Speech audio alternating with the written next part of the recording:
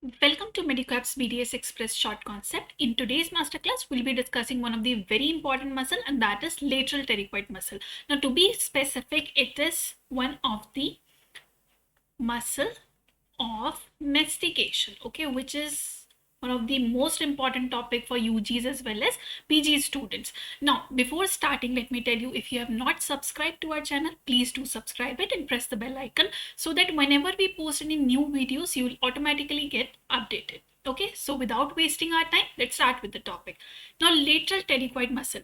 Now, this muscle, as in the whole topic, it is asked as muscle of mastication for your long notes and for your short notes.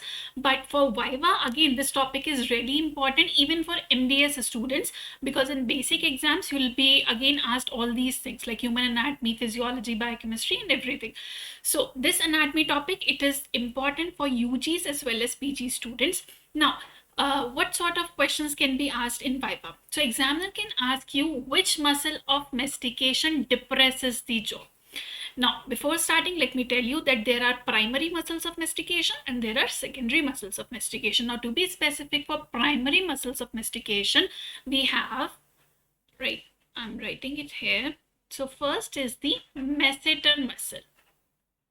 Masseter muscle. Then second is the medial pterygoid. Then lateral pterygoid. Pterygoid, right? Then fourth is the temporalis muscle.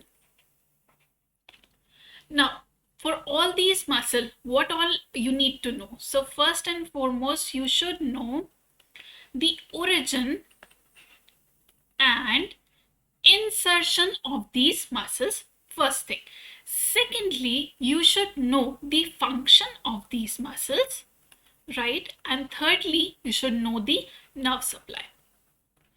So for all these four muscles, masseter, medial pterygoid, lateral pterygoid and temporalis, you should know all these things: origin and insertion, their function and the nerve supply.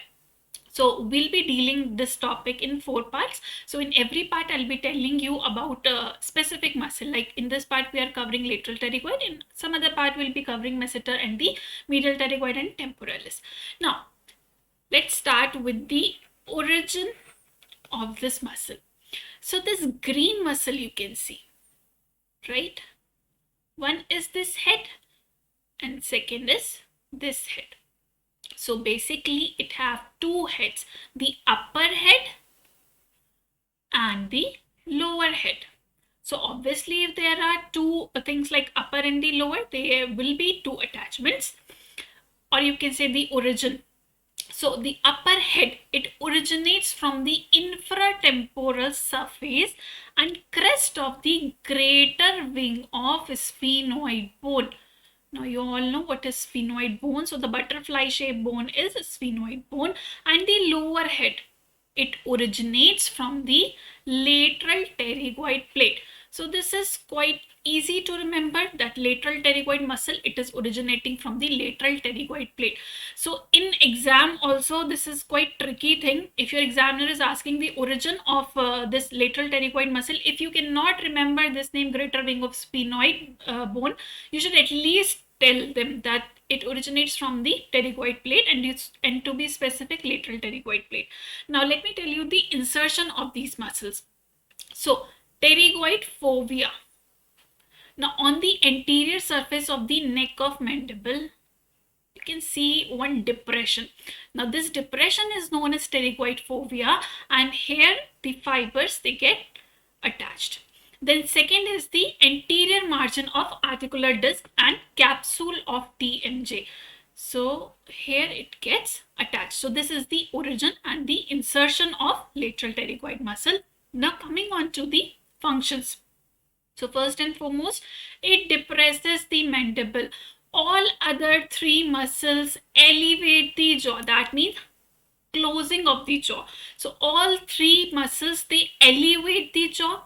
Only lateral pterygoid muscle, it helps in the depression of the mandible along with the suprahyoid muscle. So even if you don't remember this thing, that's also acceptable, but you should know that which muscle depresses the jaw. So here you can see that it is going down. Then apart from this, along with the medial pterygoid muscle, it protrude the mandible. Protrude means you need to take mandible anterior to this maxilla. So here you can see it is protruding the mandible. Then third function is the medial and the lateral pterygoid acting alternatively causes the lateral movement, like here you can see. Okay, lateral movements. So first and foremost, depresses the mandible, protrude the mandible along with the medial pterygoid and causes the lateral movement. So this was all about lateral pterygoid muscle. Again, I'm telling you, if you have not subscribed to our channel, please do subscribe it and press the bell icon.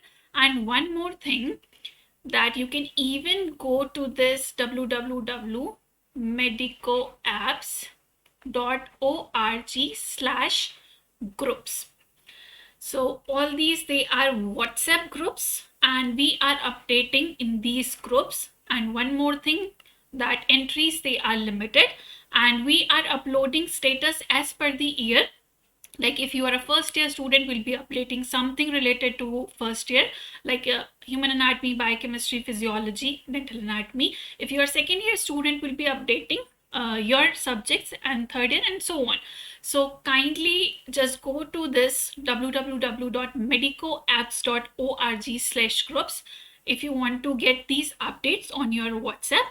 And again, you can subscribe our channel so that whenever we post any new videos related to any question discussion or any short topic discussion, you'll get updated. Thank you.